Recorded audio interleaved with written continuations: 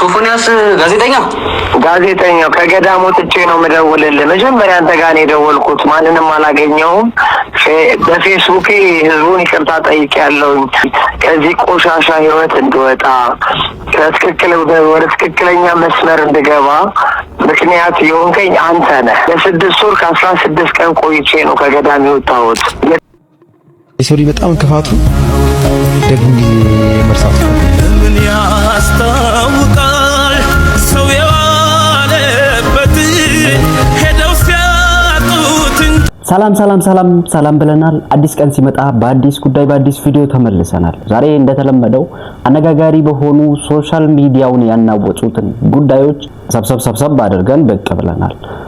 ወደ ቪዲዮአችን ለመሄድ ለዚህ ቤት አዲስ ከሆናችሁ ሰብስክራይብ የሚባለው ምልክት ጫን ማድረግ እንዳይረሳ።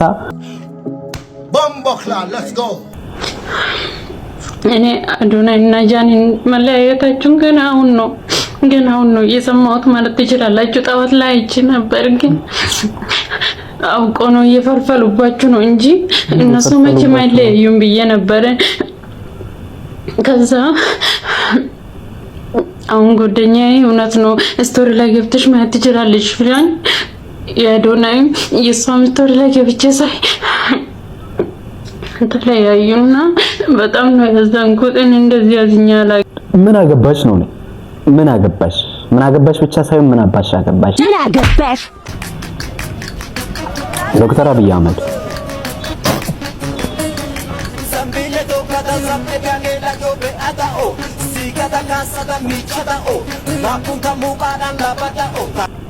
ከዚህ ጋር ትስታለህ፣ ከዚህ ጋር ሰው ይስታል። እዚህ ጋር ሆኖ ደንጋራ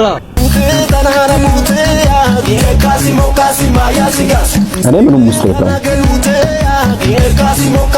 ዳጊ ሂውመር ግን ይሄንን የሰራው ልጅ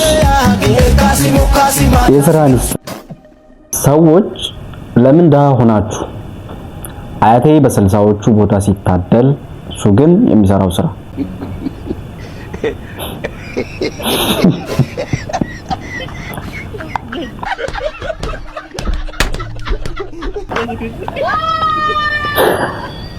አንዳንድ ሰው እንደው አርጅቶም ተንኮል አይለቀውም።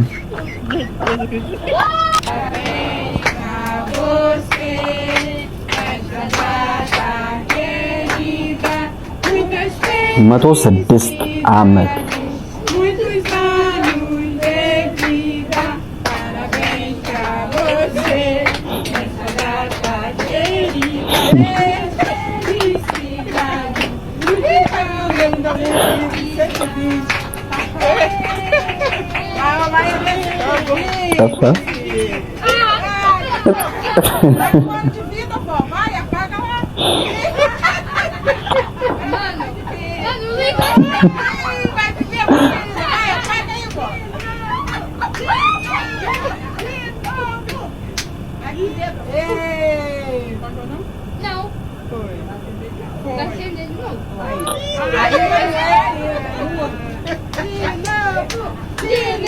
ጋይስ እንደዚህ አይነት እድሜ ይስጣችሁ። አበላኝ አጠጣኝ አርሰናልም አበላኝ አጠጣኝ ፈረንሳይ ሰጠኝ ቸልሲንም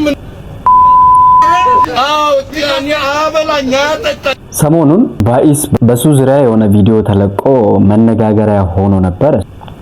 የሰው ልጅ በጣም ክፋቱ ደግሞ መርሳት ነው። ምን ያስታውቃል ሰው የዋለበት ሄደው ሲያጡት። ይሄ ቪዲዮ የተለቀቀው ከሰዓታት በፊት ነው። ቀንም አልሞላውም፣ አንድ ቀን ራሱ አልሞላውም። አንዳንዴ ግን እንቸኩላለን ብዬ አስባለሁ። ራሱ አካውንት አይደለም፣ በቫይስ አካውንት አይደለም የተለቀቀው ይሄ ቪዲዮ። ምናልባት እንደሚባለው የሆነ ችግር ሊኖርበት ይችላል፣ ለጤናም ሊሆን ይችላል፣ እንደዛ አይነት ነገር ማለት ነው።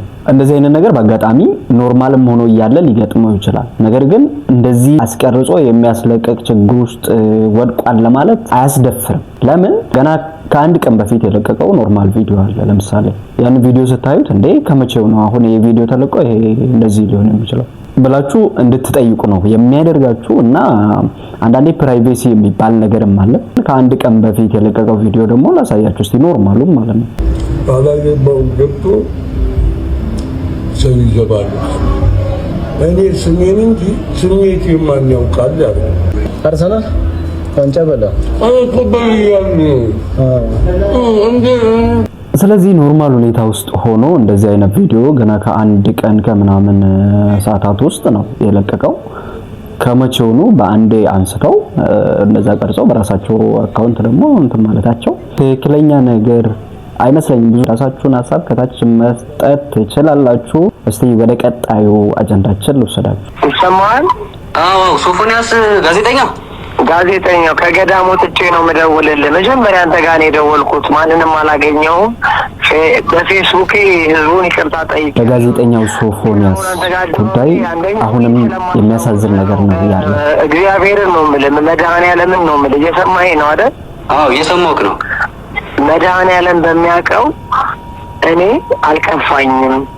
እኔ የእግዚአብሔርን ስጋው ደሙን እንድቀበል ህይወቴ እንዲስተካከል ከዚህ ቆሻሻ ህይወት እንድወጣ ወደ ትክክለኛ መስመር እንድገባ ምክንያት የሆንከኝ አንተ ነህ። አንተ በዛ ደረጃ ጉዳዩን ባታራግበው ኖሮ እኔም እንደዚህ ባልሆንኩ ነበረ። እግዚአብሔርን ጎዳና የእግዚአብሔርን ወንጌል ለ6 ወር ከ16 ቀን ቆይቼ ነው ከገዳም የወጣሁት። የትንሣኤ ዕለት ነው፣ የፋሲካ ዕለት ነው ስጋው ደሙንም የተቀበልኩት። ትልቅ ገዳም ነበርኩኝ። አሁን ይሄ ነው ብዬ አልነግርህም። ገዳሙም ደብቆ ነበር ያስቀመጠኝ። መላው ኢትዮጵያ ገዳማት ተደውሎላቸው ሁሉ ፈቃደኛ አልነበረም እኔን ለመቀበል። አንድ ገዳም ብቻ ነው ፈቃደኛ ሆነው ቤተልሔም ጎን ያለው ምንድን ነው ግብር ቤት የሚባል ታውቃለህ? አይ አላውቅም። ግብር ቤት የክርስትና ቤት። ኦኬ እሺ። ክርስትና ቤት ተሸሽጌ ተደብቄ እዛ ጸሎቴን ስግደቴን ወደ 5 ወር ነው የሰገድኩት። ጾም ጸሎት ላይ ነበርኩኝ። ከዛ በኋላ መድኃኒዓለም የሆሳዕና ዕለት ለአባ ወይም ደግሞ ለነበርኩበት ለአባ ለቅዱሳኑ በህልማቸው ሶፎንያስ ስጋው ደሙን የትንሣኤ ዕለት ይቀበል ብሎ መድኃኒዓለም ነግሯቸው የትንሣኤ ዕለት ስጋው ደሙን ተቀብዬ ትንሽ ታምሜ የካቴት ሆስፒታል ትንሽ አየር አጥሮኝ ኮማ ውስጥ ነበርኩኝ። የምግብ እጥረት ገጥሞኝ ወደ 20 ኪሎ ገደማ ነው የቀነስኩት። ብታየኝ በጣም ነው የምትደነግጠው። አሁን ፎቶ ፖስት አድርጌያለሁ ፌስቡክ ላይ፣ ግን የድሮ ነው። ምክንያቱም የአሁኑ ፌሴን ብታየው በእውነት ታለቅሳለህ። በእውነት ከዚህ በፊት ከታመምኩትም በላይ ነው። 20 ኪሎ ነው የቀነስኩት። ከ76 ኪሎ ወደ 56 ኪሎ ገደማ ነው ያለሁት።